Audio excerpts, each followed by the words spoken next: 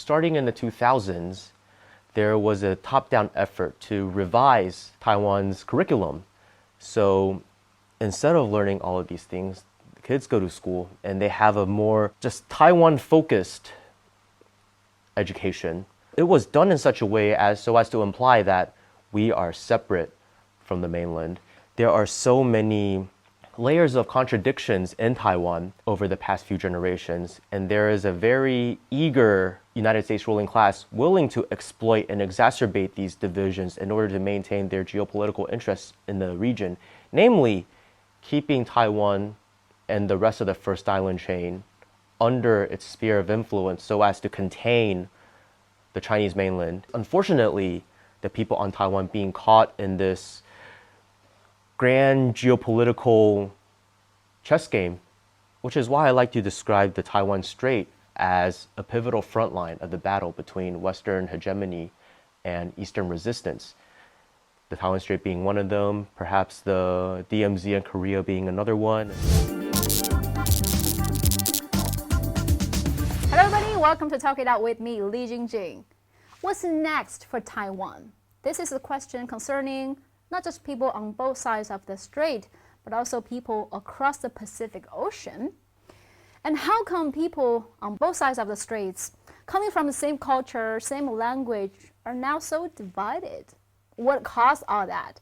And will the United States be able to use the Taiwan island to stick it to Chinese mainland? So to better understand this question, to better understand Taiwan question, I invited a friend of mine who is a Taiwan compatriot, who is an anti-imperialist rapper to help us explain what's going on in Taiwan. So Zhong Xiangyu, welcome to the show, and he's visiting the Chinese mainland, and now welcome to Beijing. Hello, thank you very much for your warm introduction and welcome. Very glad to be here, and I hope I can help answer some of the questions that you presented for your audience. I think my first question is, in the past few days we talk about this. People either in Chinese mainland or in Taiwan island, we come from the same culture, same identity, same language, but somehow in recent years, people are a little bit isolated. People, I grew up, I was born and raised in the mainland. Yes. So we were always taught that people in Taiwan are our family. We learn many things about Taiwan, the sceneries, the culture, since elementary schools. Like in our textbooks, we learn about 日月潭. And also, we grew up watching TV series and songs from talented people from Taiwan. I feel like young generations in Taiwan they cannot relate it to the Chinese culture anymore. What led to this divide?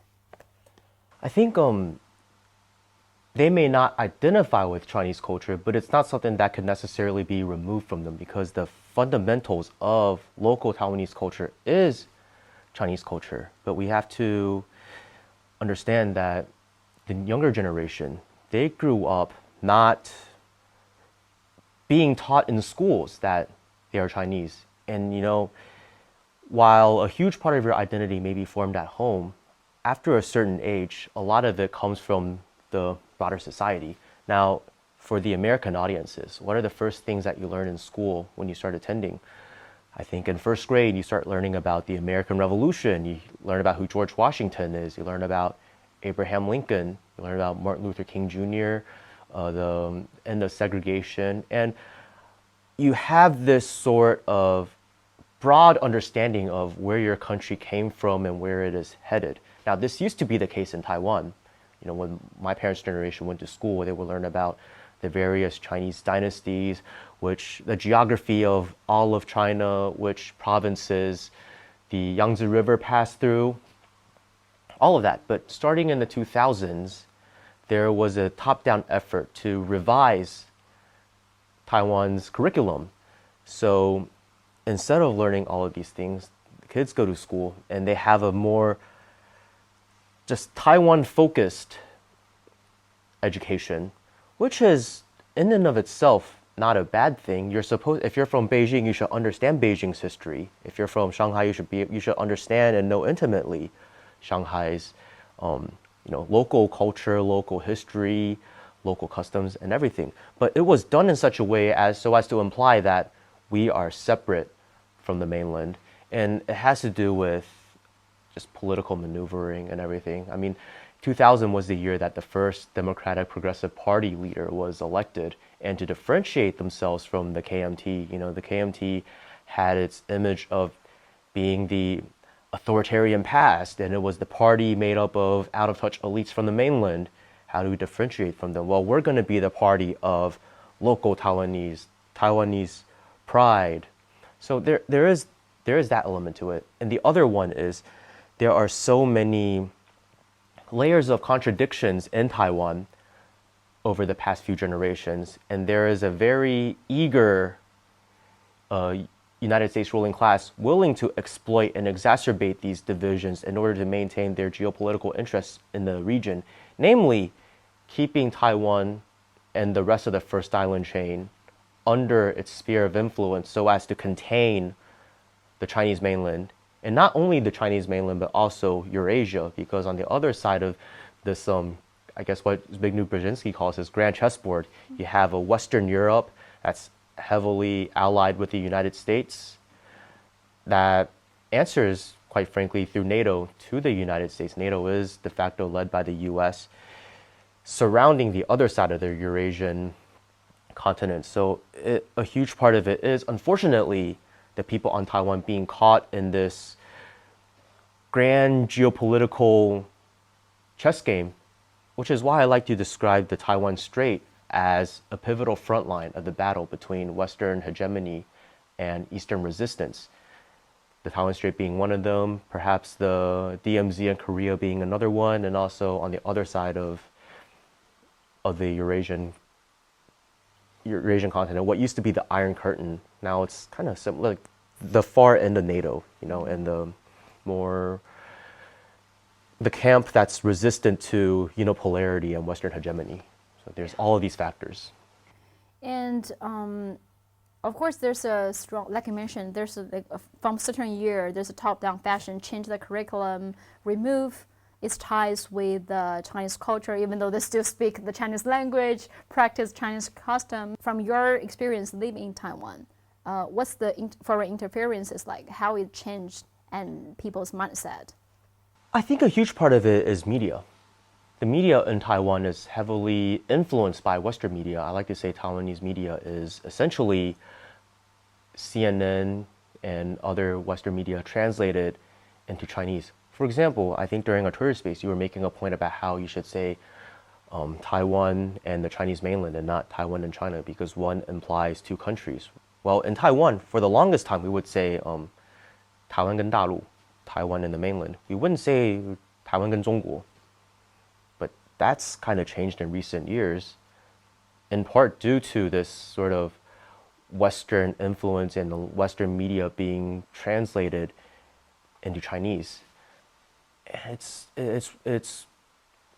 I've seen this within my lifetime, because growing up in the 90s, everybody in Taiwan would say, 我们中国人, us Chinese people, we Chinese people.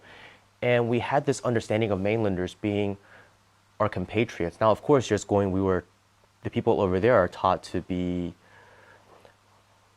were brought up under a different ideological mold. They were not taught to like the administration over here, but they were always taught that, we care about our compatriots and I guess we want to save them. For better or worse, there was this consensus that we're all Chinese. So yeah, that's one of the influences. The other is, the NGOs, for example, the Taiwan Foundation for Democracy, which works very closely with the National Endowment for Democracy, which was created to let the US government do overtly what the CIA used to do covertly, in the words of one of its founding leaders. That caused a huge divide among our own people, which is sad. But then now, especially since the past few years, I think the tensions in the strait is quite high, and U.S. has been involved a lot. How do you see U.S. role in the tensions? It goes back to even before the People's Republic of China was founded. As you know, the People's Republic of China was founded on October 1st, Now, after World War II, the US had this idea of letting China be its junior partner in its region, kind of like the role that Japan currently plays. But the communists became very popular and they weren't able to realize those plans. So then they knew, okay, Chiang Kai-shek would flee the mainland at some point because he was losing his support over here and losing ground to the immensely popular communists. So the idea was, okay, we cannot let the Communist Party of China win over Taiwan. So we need to find out a way, we need to figure out some way to keep it separate. The US, when it supported Chiang Kai-shek, it didn't care about whether or not he supported reunification or separatism or whatever. It was never about the people on Taiwan or the people on the mainland. It was always about maintaining US geopolitical interests and whatever is convenient for them, which is why they played along with, okay, you want to call yourself the legitimate government of China? Okay, we'll play along, but we don't really agree with you. We don't care, but whatever. The US doesn't really care. They just use Taiwan to stick it to Chinese mainland and use Chinese mainland stick it to Taiwan. We talked about this before. For example, when they wanted to use Taiwan to stick it to Chinese mainland to stop the rise of CPC, Communist Party of China, they supported Chiang Kai-shek and his KMT. But then after CPC became the legitimate government of China, and Nixon's visit to China, they want to establish ties with China, so they dumped Taiwan, and Taiwan got kicked out of the United Nations. And now they cannot compete with China. They see China as a systemic rivalry. Now they can sending weapons to Taiwan to support the separatism, to use Taiwan to stick it to Chinese mainland. So I mean, they are in the between playing this game, use both sides, stick it to each other. But at the end of the day, they don't really care who is the real legitimate government of China. Well, definitely not. Yeah. They just care, they just want to maintain their dominance in the region. And I would like to point out that the US actually tried to overthrow Chiang Kai-shek a few times. They tried to prop up Sun Yat-sen, didn't work. So eventually they were like, okay, we'll deal with him, but we don't necessarily like him. That's why when the liberal opposition movement came about, you look at the history of Taiwan separatism, the US has always been heavily involved. When the first wave of separatists, they operated mostly out of Japan. They had this so-called provisional government of the Taiwanese Republic, and it was led by Yao Wen-yi. Yeah, somehow there were more Japanese people in that so-called provisional government than people from Taiwan. And then eventually, those people ended up operating in the US. You have organizations like FAPA, the Formosan Association for Public Affairs. I forgot what it stands for. You can look it up afterwards. It's FAPA, F-A-P-A. And after the lift on the ban of opposition parties in Taiwan, these people started coming back to Taiwan en masse, and they worked their way up into government. So can you really say that the US was not involved in some way, shape, or fashion? And within the KMT, there were multiple factions. Of course, there was also the liberal faction represented by Li Denghui. And the US was more or less supportive of that faction over the more the strongman faction represented by Hao Bo-chun. So when Jiang Jingguo died, the son of Chiang Kai-shek died, the US, for a while, they were worried that Li Denghui would not be able to maintain control. So that's when they went in and shut the nuclear program. But then things went favorably for the US. Li Denghui thoroughly liberalized Taiwan's politics and economics. And once you had this sort of liberalization going on, that's when NGOs can really thrive. Because in the past, for better or worse, things were more government controlled in Taiwan, whether it be economics or politics. Taiwan did not become one of the four Asian tigers with total free market economy. There was heavy government planning, which makes sense because the leader at the time, Jiang Jingguo, who studied in the Soviet Union, he was actually classmates with Deng Xiaoping. This question is probably a little bit personal. Yes. Because I think many young people in Taiwan don't feel related to Chinese culture, they don't know much about China, their roots. You grew up in the United States,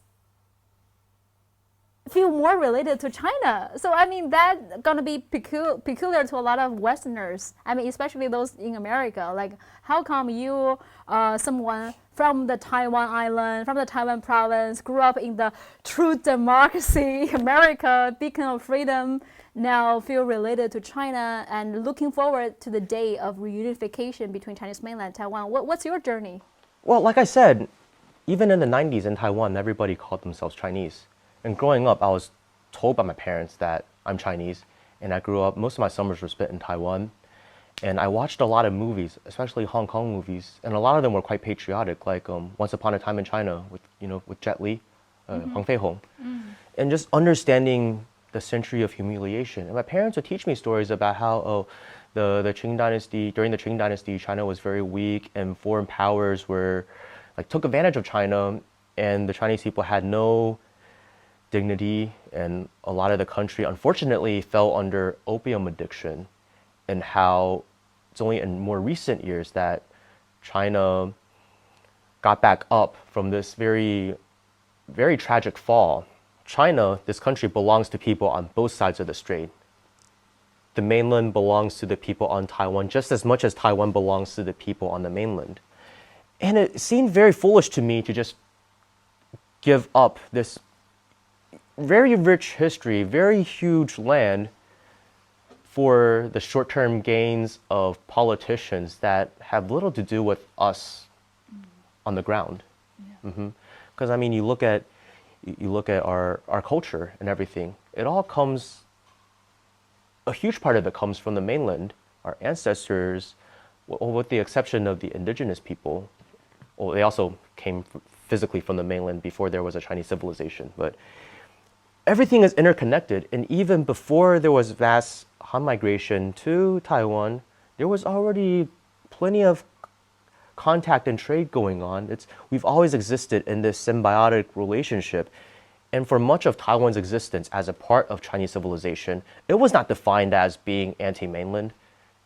The idea of communism didn't even exist yet for most of its history. So why all of a sudden, just because of a unfortunate conflict that happened within the past few generations, do we have to reject who we are? So my last question for you is, what can we do? What can we do to repair the ties between Chinese mainland and Taiwan? How can we make young people understand each other more? A huge part of the issue is the politics in Taiwan are very volatile. All it takes is for one election cycle to go a certain way, or for NGOs to spark chaos like the Sunflower Movement, for public opinion to rapidly shift. So I think connections at a grassroots level, cultural exchanges, people going back and forth, it needs to increase on a more fundamental level instead of relying on official channels. Yes, because while official politics, especially on the Taiwan side, can change, grassroots connections are a lot more firm. And I think you look at pop culture, for example, you look at TikTok, Douyin, a lot of the culture that we consume on both sides, modern pop culture, is very similar. So perhaps that could be an avenue. Or just encouraging more people on Taiwan to come over here to study, or vice versa. I know now this isn't up for us to decide. There are other factors at play over here. But I think people like us just sharing what we see, or people in Taiwan coming over here as tourists or visitors, going back and telling the people what they see, I think that's a very good start. And just like Julian Assange once said, so I'm paraphrasing, I don't know the exact quote, but he's saying if wars can be started through lies, then peace can be built by speaking the truth. Yeah. I think what we really need to do is just have more people-to-people exchanges, more people from Taiwan come visit the mainland. And of course, we will try to go to Taiwan to talk to you, to see you, and because we've been knowing you since childhood, from our textbooks, from TVs, from literature. It's time for we to actually meet and talk to each other. At the end of the day, we are one family. We inherit one culture. We speak a similar language. So don't let foreign forces, don't let other people to use our internal conflicts to stoke separatism.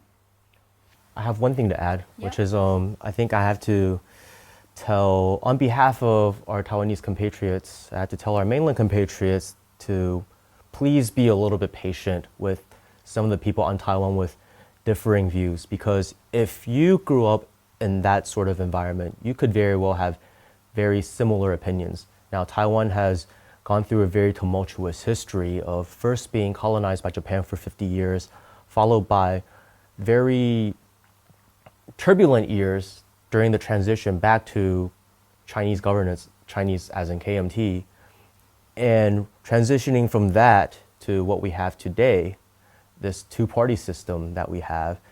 So there are a lot of painful memories of just transitioning through different systems, going under different rulers, many of them who did not have the interests of the people on Taiwan at heart. So naturally, a lot of the people on Taiwan, especially with foreign forces stoking more tensions, are very apprehensive about potentially going through another change in systems. So I think some patience is required when communicating with these people, and just know, regardless of what these people may think, I would say the vast majority of the people on Taiwan are very good people at heart. Yeah. Thank you so much. I hope we have a good time in mainland, and maybe next time you can bring more friends from Taiwan to visit. Hopefully. The mainland. Or maybe next time we'll be recording another episode in Taipei. Yes, let's do that. See you in Taipei. Hey, have you signed up to my weekly newsletter yet? I've created a weekly newsletter on Substack. If you prefer reading news, about China and other international pressing issues, if you want to look beyond the mainstream talking points, make sure you subscribe to my newsletter. You will have your news delivered to your email. Do you want to be a content contributor as well? If you want to get your articles, your stories, your perspectives being published, let me know. Here is my email box, jjnewsletter@hotmail.com. Let me know. If you prefer watching short videos, you can find me on TikTok. My name on TikTok is I am Li Jingjing. If you prefer interacting, discussing with people from all over the world, you can find me on Reddit. My subreddit name is News with Jingjing. If you prefer watching long videos, you can always stay here on YouTube. And you know I'm very active on Twitter as well, right? I will put the links of all my platforms in the description. I've been working as a journalist in China for more than 10 years now. I report stories related to China and also other international issues.